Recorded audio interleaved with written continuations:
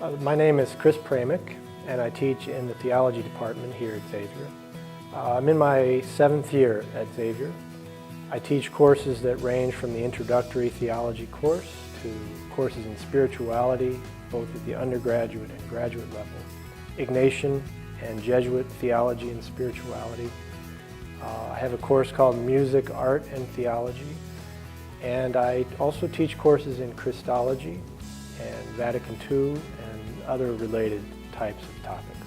When I walk into a classroom here at Xavier, what gives me joy, what gives me hope is the students that sit in front of me. Young people today who are profoundly, full of life and energy and a desire to change the world and to give their gifts over to, in some way, to the transformation of the world. It sounds very idealistic, and it is, but it's beautiful and it's true and it's good. And so what gives me hope about Catholic education today is the people, my fellow colleagues, administrators, and above all the students,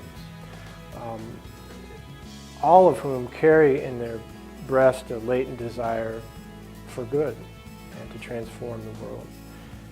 So Catholic education at its best, I think, seeks to awaken that desire in young people, the desire to do good, to help them think about what are my particular gifts, how might I be able to give those gifts over to the world. Do I want to be a doctor? Okay. But do I want to be a really good human being who happens also to be a doctor? So liberal arts education at its best, Catholic liberal arts education at its best, seeks to awaken and cultivate those desires in our students when they walk in the door. And so it doesn't happen every day in the classroom, but when it does, there's that kind of electricity in the classroom built around the circle when students are engaging with each other, with their teacher, with the material on their desk, and it's electric. And some days I'm tired, some days I'm not so hopeful, other days I walk out of the classroom just electrified. My goodness, what in the heck just happened there? And it's really, it's a beautiful thing, and so I feel extremely grateful and privileged to be part of Catholic education. But during my time at Xavier, I have to say that I've experienced the campus community at its best as a kind of a family.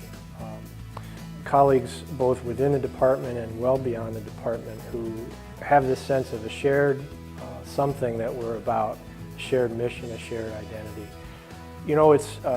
We're working that out, we're always working it out, but that's where the electricity happens, is in that dialogue across departments, within the department. And by and large, I've always felt a great sense of collegiality and a sense of family, that people like each other. And even when we're arguing with each other and not always agreeing with each other, there's a basic sense of respect and of affection for one another here at Xavier.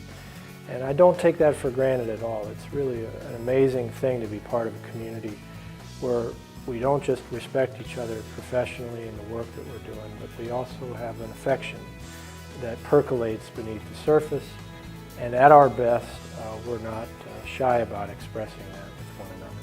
And I really appreciate that. I mean, one of the principles of Ignatian spirituality that I most appreciate is the notion of cura personalis, care for the person, care for the whole person. And if I can do that in the classroom, if I can be attentive to each particular student as much as possible, what are their particular gifts? And try and awaken and help them identify what those gifts might be and how those gifts might be used in service to the world. I mean, that's, in the broadest sense, that's what I hope to do as an educator here at Xavier University. My name is Pramuk, and this is how I live the mission at Xavier.